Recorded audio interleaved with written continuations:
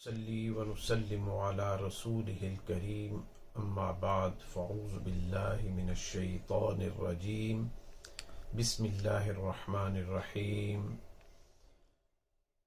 لقد کان لکم فی رسول اللہ اسوۃ حسنہ صدق اللہ مولانا العظیم وصدق رسولہ النبی الکریم الامین الرؤوف الرحیم۔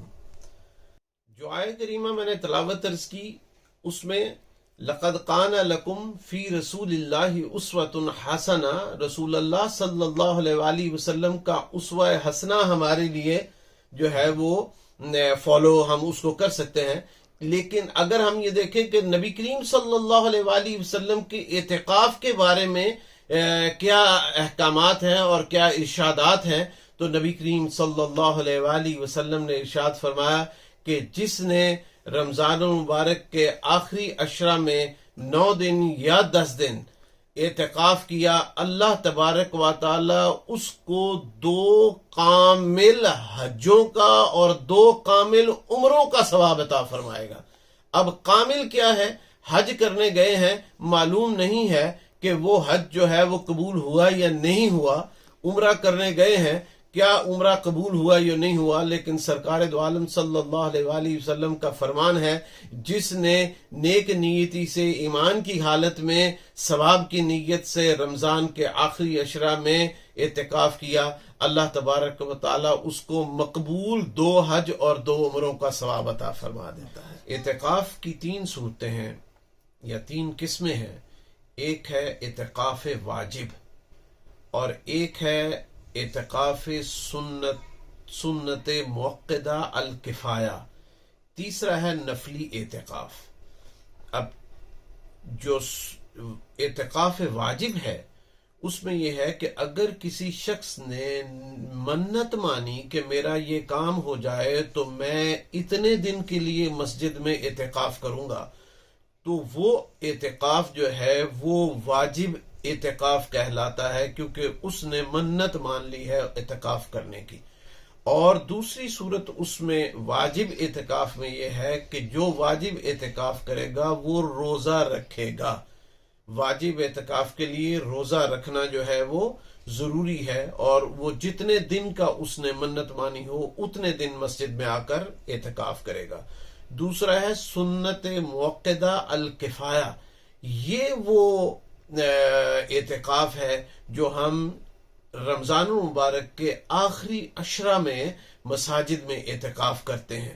نبی کریم صلی اللہ علیہ وآلہ وسلم کی سنت موقدہ، آپ احباب جانتے ہیں کہ سنت موقدہ کی تفصیل، بہرحال میں اپنے ہی موضوع پر رہتے ہوئے سنت موقدہ الکفایہ، جیسا کہ نام سے جس طرح جنازہ کفایہ ہے کہ کمیونٹی میں کچھ لوگ ادا کر دیں تو سب کی طرف سے ادا ہو جاتا ہے، اس لیے اعتکاف سنت موقدہ الکفایہ ایسا ہے کہ کمیونٹی میں سے اگر چند احباب بھی اعتکاف کر لیں تو وہ اعتکاف جو ہے ساری کمیونٹی کی طرف سے ہو جاتا ہے۔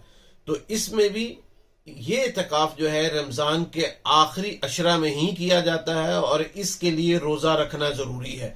اگر کوئی شخص کہے کہ میں روزہ نہیں رکھتا ہوں تو یہ اعتکاف کر لیتا ہوں، تو نہیں، اس میں روزہ شرط ہے۔ جس نے روزہ نہیں رکھا وہ یہ اعتکاف نہیں کر سکے گا، اس کے لیے روزہ رکھنا ضروری ہے۔ تیسرا ہے نفل اعتکاف۔ نفل اعتکاف یہ ہے کہ کبھی بھی آپ مسجد میں آ جائیں اور آ کے مسجد میں نفلی اعتکاف کر لیں، نیت کریں کہ میں اعتکاف کر رہا ہوں اللہ کی عبادت کے لیے، تو جتنے دن بھی آپ اعتکاف میں رہیں گے وہ نفلی اعتکاف کہلائے گا۔ اور اس اعتکاف کی شرط یہ ہے کہ اس میں روزہ رکھنا شرط نہیں ہے، اس میں صرف آپ اعتکاف کریں، جتنے دن کی نیت کریں اتنے دن مسجد میں رہیں، اور اس کے بعد آپ جا سکتے ہیں۔ اعتکاف جو ہے وہ مغرب کی اذان سے شروع ہوتا ہے اور مغرب کی اذان پر ہی ختم ہوتا ہے۔ دوسری بات، اب عورتوں کے لیے یہ ہے کہ عورتیں مساجد میں نہیں اعتکاف کر سکتی، وہ اپنے گھروں میں ہی ایک جگہ مختص کر لیتی ہیں، وہ وہیں اسی جگہ پر اعتکاف کریں گی، اگر رمضان کا اعتکاف ہو یا واجب اعتکاف ہو یا سنت اعتکاف ہو۔ اب مسائل اس میں یہ ہیں کہ معتکف کے لیے کچھ شرطیں ہیں کہ جو احباب مسجد میں اعتکاف کر رہے ہیں ان کے لیے کیا احکامات شریعہ ہیں. جس طرح میں نے آیہ کریمہ پڑھی کہ لقد کان لکم فی رسول اللہ اسوۃ حسنہ، کہ رسول اللہ صلی اللہ علیہ وسلم کا اسوہ حسنہ ہمارے لیے طریقہ ہے. تو اس میں نبی کریم صلی اللہ علیہ وآلہ وسلم اور فقہا نے جو ارشادات فرمائے ہیں اس میں یہ ہے کہ جو شخص مسجد میں اعتکاف کر رہا ہے اس کے لیے ایک ہے کہ وہ باہر جا سکتا ہے یا نہیں جا سکتا. ایک اس میں بھی 3 قسمیں، ایک ہے حاجت طبعیہ. کئی مسجدیں ایسی ہوتی ہیں جن میں اندر وضو خانے نہیں ہوتے، باہر وضو خانے ہوتے ہیں، تو یہ حاجت طبعیہ جو ہے وہ رفع حاجت کے لیے یا دوسرے کام کے لیے یا غسل واجب ہو جائے تو اس کے لیے مسجد سے باہر اگر جانا پڑے اس کو تو وہ جا سکتا ہے. ایک ہے حاجت شرعیہ.